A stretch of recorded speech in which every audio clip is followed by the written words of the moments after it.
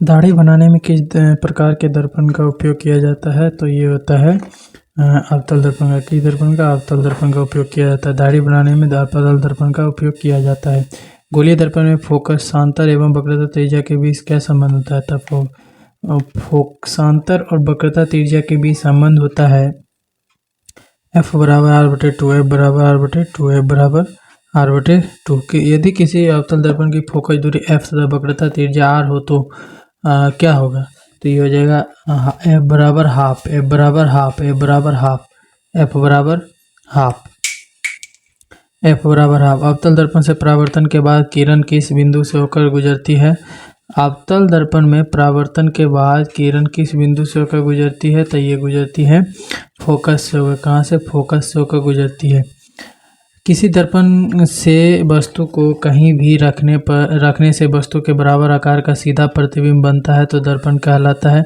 क्या कहलाता है? दर्पण समतल दर्पण कहलाता है। क्या कहलाता है? समतल दर्पण कहलाता है। प्रकाश के परावर्तन के कितने नियम है? प्रकाश के परावर्तन के 2 नियम होते हैं। ठीक है। प्रकाश का वर्ण विक्षेपण किस उपकरण से संभव होता है? तो ये होता है सी। क्या होता है? सी यानी कि प्रिज्म से। किससे? प्रिज्म से होता है। किससे होता है? प्रिज्म से। किसी गोलीय दर्पण की वक्रता त्रिज्या 50 सेंटीमीटर है तो उसकी फोकस दूरी क्या होगी? तो उसकी फोकस दूरी हो जाएगी 25 सेंटीमीटर। क्या होगा? अगर किसी वक्रता त्रिज्या की किसी वक्रता त्रिज्या 50 सेंटीमीटर है तो उसकी फोकस दूरी क्या होगी? तो 25 सेंटीमीटर हो जाएगा। ठीक है। 1 मीटर फोकस दूरी वाले उत्तल लेंस की क्षमता कितनी होती है? तो 1 मीटर फोकस दूरी वाले उत्तल लेंस की क्षमता 1 डायोप्टर होती है, प्लस 1 डायोप्टर। क्या होता है? प्लस 1 डायोप्टर होता है। किसी उत्तल लेंस की फोकस दूरी हमेशा होती है, क्या होती है? तो ये होती है पॉजिटिव। क्या होती है? पॉजिटिव होती है। क्या होती है? पॉजिटिव होती है। प्रकाश का वेग न्यूनतम होता है, तो प्रकाश का वेग न्यूनतम होता है कांच में। किसी में होता है? कांच में होता है। निम्न में से कौन सा पदार्थ लेंस बनाने के लिए प्रयुक्त नहीं किया जा सकता है? तो ये होता है मिट्टी। मिट्टी से लेंस नहीं बनाया जा सकता है। ठीक है। काल्पनिक प्रतिबिंब होता है, तो काल्पनिक प्रतिबिंब कैसा होता है? तो ये होता है सीधा। काल्पनिक प्रतिबिंब कैसा होता है? सीधा होता है। काल्पनिक प्रतिबिंब सीधा होता है। किस दर्पण से हमेशा वस्तु से छोटा प्रतिबिंब प्राप्त होता है? तो उत्तल में होता है। वस्तु से छोटा हमेशा प्रतिबिंब प्राप्त होता है। 4 डायोप्टर क्षमता वाले अवतल लेंस की फोकस दूरी होगी तो ये हो जाएगा 25। कितना हो जाएगा? 25 सेंटीमीटर हो जाएगा। किसी उत्तल लेंस का फोकसांतर 50 सेंटीमीटर तो उसकी क्षमता क्या होगा? तो उसकी क्षमता +2 हो जाएगा। क्या होगा? +2 डायोप्टर। किस दर्पण से वस्तु का बड़ा प्रतिबिंब बनता है? तो ये होता है अवतल। अवतल से हमेशा बड़ा बनेगा और उत्तल से हमेशा छोटा बनेगा। तो 2D क्षमता वाले लेंस का फोकसांतर होता है तो ये होता है 30। कितना होता है? 30 होता है। कितना होता है? 30 होता है। प्रकाश के परावर्तन के कितने नियम होते हैं? तो 2 होते हैं। प्रकाश के परावर्तन के कितने नियम? 2। समतल दर्पण द्वारा बना प्रतिबिंब कैसा होता है?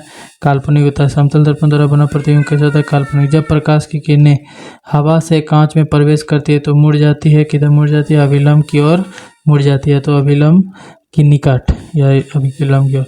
किसी दर्पण से आप चाहे कितनी भी दूरी पर खड़े हो उसका प्रतिबिंब सदैव सीधा प्रतिबिंब बनता है। समतल कौन से दर्पण में होगा? तो या तो समतल या तो उत्तल। सीधा प्रतिबिंब या तो समतल में बनेगा या तो उत्तल में बनेगा। फोटोग्राफी कैमरा का अभिदृश्य होता है तो कैसा होता है? उत्तल लेंस होता है। फोटोग्राफी कैमरा में कैसा लेंस लगाता है?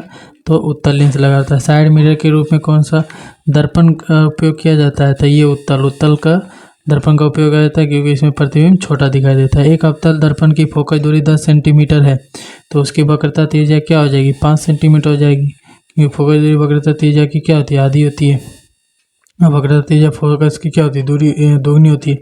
किसी माध्यम के आवर्तनांक का मान कितना होता है? तो sin i/sin r होता है। sin i/sin r। निर्गत किरण एवं अभिलंब के बीच के कोण को क्या कहते हैं? तो ये कहते हैं परावर्तन कोण। निर्गत किरण यानी परावर्तन किरण और अभिलंब के बीच को क्या कहते हैं? परावर्तन किरण कहते हैं। ठीक है। अवतल लेंस का आवर्धन बराबर होता है तो क्या होता है? v बराबर ये होता है v/u। क्या होता है? v/u होता है। v/u होता है। v/u होता है। ठीक है। सरल सूक्ष्मदर्शी में किसका उपयोग किया जाता है? सरल सूक्ष्मदर्शी में उत्तल लेंस का। किसका? उत्तल लेंस का उपयोग किया जाता है। उत्तल लेंस का उपयोग किया जाता है। किसका किया जाता है? उत्तल लेंस का उपयोग किया जाता है। किस लेंस के द्वारा सिर्फ काल्पनिक प्रतिबिंब बनता है? तो किस लेंस के द्वारा? तो ये उत्तल के द्वारा ही। किसके द्वारा? उत्तल के द्वारा ही सिर्फ काल्पनिक प्रतिबिंब बनेगा। उत्तल के द्वारा क्या बनेगा? काल्पनिक प्रतिबिंब। एक उत्तल लेंस होता है, तो उत्तल लेंस कैसा होता है? तो किनारे के अपेक्षा बीच में क्या होता है? मोटा होता है। किनारे के ऐसे होता है, तो किनारे के अपेक्षा बीच में क्या है? मोटा है। किसी बिंब का वास्तविक तथा समान आकार का प्रतिबिंब प्राप्त करने के लिए बिंब को उत्तल लेंस के सामने कहाँ रखें ताकि उसका प्रतिबिंब कैसा बने? वास्तविक और समान बने। तो ये हो जाएगा फोकस दूरी की दोगुनी पर। फोकस दूरी की दोगुनी पर। किसी बिंब का अवतल दर्पण द्वारा बना प्रतिबिंब आभासी, सीधा एवं बिंब से बड़ा पाया गया है। वस्तु की स्थिति कहाँ होनी चाहिए? तो ये होनी चाहिए ध्रुव और फोकस के बीच। ध्रुव और फोकस के बीच। ध्रुव और फोकस के बीच होनी चाहिए। ठीक है। उसके बाद है कि किसी गोलीय दर्पण तथा किसी पतले गोलीय लेंस दोनों की फोकस दूरी -15 सेंटीमीटर। तो दर्पण का तथा लेंस में संभवतः क्या होगा? तो ये हो जाएगा दोनों अवतल हो जाएगा। क्या हो जाएगा? दोनों अवतल हो जाएगा। ठीक है। परावर्तन के नियम से निर्धारित होता है। तो परावर्तन के नियम से क्या नहीं? आपतन कोण बराबर परावर्तन कोण होता है। ठीक है। लेंस में मुख्य फोकस की संख्या कितनी होती है? तो लेंस में मुख्य फोकस की संख्या 2 होती है। कितनी होती है? 2 होती है। 2।